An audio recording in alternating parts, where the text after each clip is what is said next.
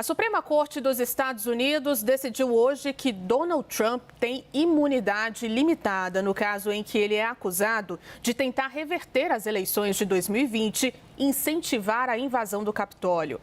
Os detalhes ao vivo agora de Nova York com a nossa correspondente Mariana Jangiacomo. Mari, como funciona essa imunidade limitada? Para a gente entender exatamente o que pode acontecer, então, com Donald Trump. Bem-vinda.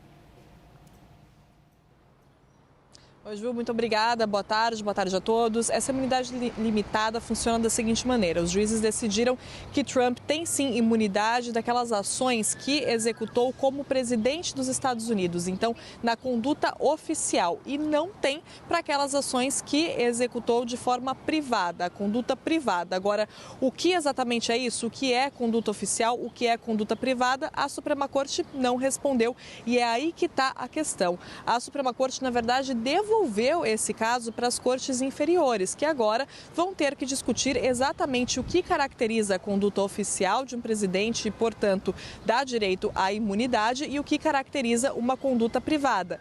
Essa discussão pode levar muito tempo e, por isso, o julgamento de Trump será adiado. Extremamente improvável que ele seja julgado antes das eleições do dia 5 de novembro. E é por isso que Trump está considerando essa decisão uma vitória para ele, porque conseguiu aquilo que queria. Na verdade, claro que ele queria ter a imunidade total, mas isso seria muito difícil de conseguir. Então, ele conseguiu, ao menos, que o julgamento fosse adiado para depois das eleições. Por quê? Porque além de não ter mais um desgaste, entre o eleitorado, de mais um julgamento, mais um tribunal nessa época de campanha, ele consegue, se for eleito presidente mais uma vez, ter acesso a uma série de manobras para se livrar desse caso. Por isso, a estratégia da defesa de Donald Trump em todos esses problemas que ele enfrenta na justiça é de tentar adiar o máximo possível esses casos, jogar lá para frente, se possível, para depois das eleições. Então, só para a gente explicar o que trouxe Trump até aqui, Ele é acusado de tentar mudar o resultado das eleições de 2020. Aí entra também, claro, a história da invasão do Capitólio. São 4 acusações contra ele e ele alega que só estava cumprindo o dever dele como presidente americano ao apontar para irregularidades no processo eleitoral. Aí é importante esclarecer que não houve irregularidades, não houve fraudes nessa eleição de 2020, mas Trump diz que teria direito a essa imunidade presidencial e que, se ele não tiver, isso abre um precedente perigoso para que presidentes americanos no futuro sejam processados por motivações políticas, que é o que ele fala sobre todos os problemas na justiça, que são todos processos com motivação política, que ele é vítima de uma perseguição política. Então, esse julgamento, que é um julgamento, claro, politicamente muito sensível para Trump, Afinal, ele está sendo acusado de tentar mudar o resultado de uma eleição presidencial. Esse julgamento estava marcado para acontecer no começo de março.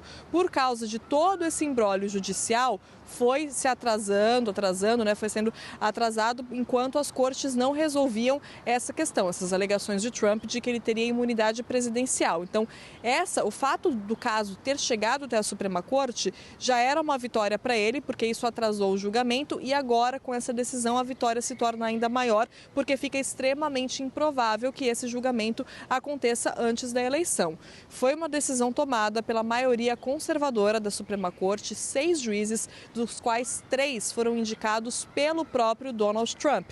E foi uma decisão que já era esperada aqui nos Estados Unidos, na verdade. Já se sabia pela postura dos juízes no dia em que ouviram os argumentos tanto da defesa quanto da acusação nesse caso. Já ficou bastante claro que eles não dariam a imunidade total para Donald Trump, mas que também não negariam completamente esse pedido. Então, era uma decisão já esperada. Donald Trump comemorou muito, disse que se trata de uma vitória da democracia, e Joe Biden falou que é uma decisão que não anula os fatos, não anula a verdade. Em uma opinião dissidente, uma das juízas liberais da Suprema Corte, a Sônia Sotomayor, disse que foi uma decisão perigosa porque abre um precedente para que futuros presidentes violem a lei dos Estados Unidos, pensando que vão ter algum tipo de imunidade no futuro. Então tá aí mais um ingrediente para esse cenário eleitoral tão inédito e tão intenso e cheio de reviravoltas aqui nos Estados Unidos. Juliana. Muito obrigada, Mariana, pelas suas informações.